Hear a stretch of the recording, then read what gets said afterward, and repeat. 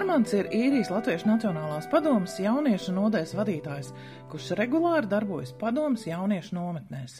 Pieteikumā par viņu ir rakstīts: Armands ir vairāk kā draugs nekā skolotājs, un jauniešiem gribas viņam līdzināties.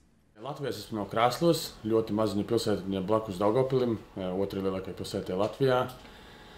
Īrijā es esmu no 2009. gada, atbraucu uz šejieni uz 2 nedēļām, atpūsties, apciemot mammu. Latvijā pabeidzu 10. klasi un atbraucu uz šejieni, domāju, braukšu atpakaļ mācīties. 12. klases noteikti pabeigt. Bet, 14 gadus vēlāk, es vēl joprojām esmu šeit, tagad dzīvoju Karlovā. Es pabeidzu 12. klasi šeit un bija plāns atgriezties uz Latviju. Es vienmēr biju Latvijas patriots un vienmēr skatījos ar tādu aci uz tiem, kuri aizbrauc no Latvijas. Bet, tagad es šeit esmu. Un tad es dabūju piedāvājumu spēlēt basketbolu augstskolā un mācīties. Dublinā UCD vai arī Karlovā vietējā koledžā, augstskolā. Tā es aizgāju uz Karlovu mācīties. Aizgāju mācīties no sākuma uz elektronikas inženieri. 1. gadu pabeidzu un izstājos. Kāpēc? Īstenībā man nebija laika mācīties, jo tas bija ļoti, ļoti noslogots kurs. Tas gadu izņēmu mācījos psiholoģiju un sociālās zinības. Un tad aizgāju mācīties par izmācījos bakalauru uz jauniešu un vietējo iedzīvotāju attīstībā. Visu dzīvi es kaut kā domāju, tas ir tāds nenopietnas darbs un darba nav vispār. Tāda kā ar jauniešiem, kurā es vēlētos strādāt. Bet es domāju, mani ļoti iedvesmoja mans pirmais basketbola treneris Latvijā, Krāslavā, Raitis Timma, kurš es trenējos basketbolu vairākus gadus no mazas bērnības. Un es vienmēr domāju, baigi forši.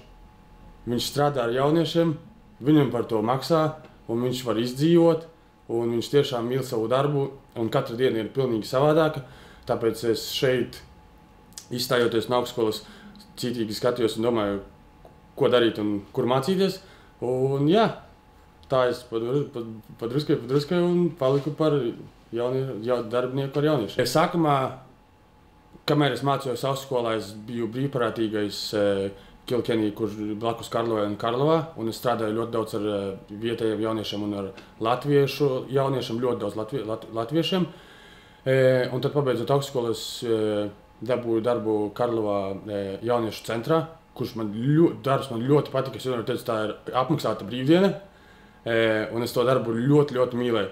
Un tad vienu dienu es satiku Laimu, un man tika piedāvāts piedalīties Latviešu valodas nometnē.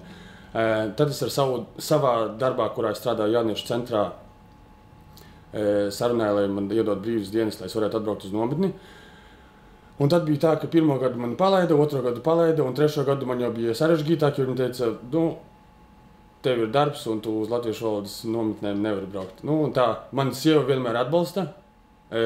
Beigās nolēmām, es eju projām no jauniešu centra un strādāšu ar latviešu jauniešiem Īrijā. Man ļoti paveicās, man bija tāds, ka esmu pašs uzņēmējs, un tagad es strādāju kā pašnodarbinātais Īrijā. Tāpēc es domāju, vispār Īrijā ir ļoti daudz cilvēku, kuri labprāt strādātu ar jauniešiem, latviešu jauniešiem, kuri dzīvo Īrijā, bet ne visiem ir tā izdevība.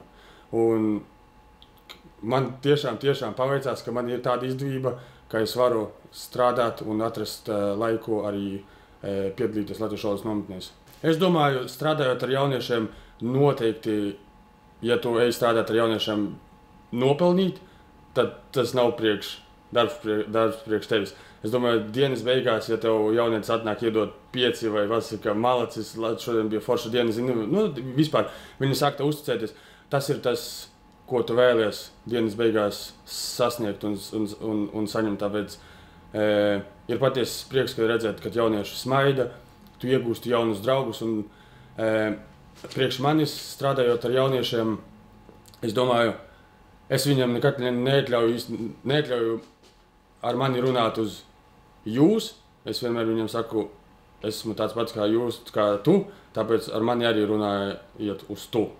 Un es domāju, ir ļoti, ļoti svarīgi, lai mēs viens otram uzticamies un mēs tiešām esam draugi, jo tad mēs daudz vairāk varam sasniegt. Un latviešu valodas nometnēs man ir tas labākais darbs, es domāju, jo man nevajag mācīt latviešu valodu kā tādu, kura ir garlaicīgāka. Un to es nesaku, to jaunieši dažreiz saka.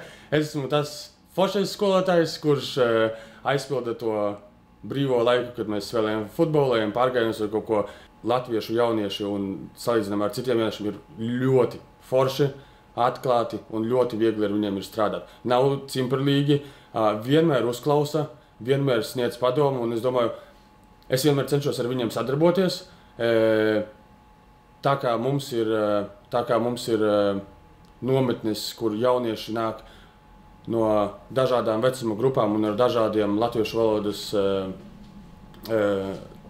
līmeņiem, ir ļoti svarīgi ar viņiem strādāt un sākt no tās vietas, kur viņi ir, nevis no tās vietas, kur mēs vēlētos, lai viņi būtu. Un, ja strādā šādā veidā, viņi to ļoti saprot un atbalsta, un tajā pašā laikā tad mums ir vieglāk kā skolotājiem, piemēram, kā man ar viņiem tad strādāt. Es domāju, viņi nekad tajā nometnē nav bijuši, un vismaz vienu reizi ir jāpamēģina. Neviens nav piespiests ar varu, tas ir brīvprātīgi. Protams, sarunājot kopā ar vecākiem un piesakoties uz nometni, un tad atnākt un pamēģināt. Un nometne nav, manuprāt, nav pats svarīgākais pat to latviešu valodas eksāmenu nolikt. Man tā liekas ļoti svarīgi no manas pozīcijas ir, ka jaunieši satiek jaunus draugus. Man izglītība ir vairāk neformālā jauniešu izglītībā. Tāpēc priekš manis ir svarīgi, ka viņi tajā brīvajā laikā satiek jaunus draugus, veido jaunas atmiņas, un mums ir jaunieši, kuri tiešām ir izveidojuši jaunus draugus, un 5 gadus vēlāk viņi joprojām satiekās un runājās, un tajā pašā laikā viņi runā latviski, un tad viņi arī attīsta to latviešu valodu un neļauj viņai izmet, piemēram, īrijā, jo ļoti daudziem ir vectēju, vecmammas, brālēni, māsītes Latvijā. Un ja mēs šeit īrijā nerunāsim latviešu valodu, viņu vienkārši aizmirsīsim, un tad nākošajā paudzē neviens latviski nerunās.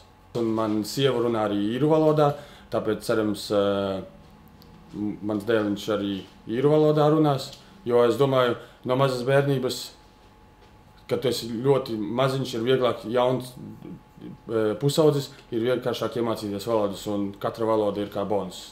Es stingri aizliedzu manai mammai, manam tētim, brāļiem, māsām ar viņu runāt angliski, jo angliski viņš runās, un manam dviņu brālim, viņam ir 3-gadīgs puika, centīsimies viņam arī latviešu valodu iemācīt, un tad cerams drīzumā viņš arī piedalīsies latviešu valodas nometnēs.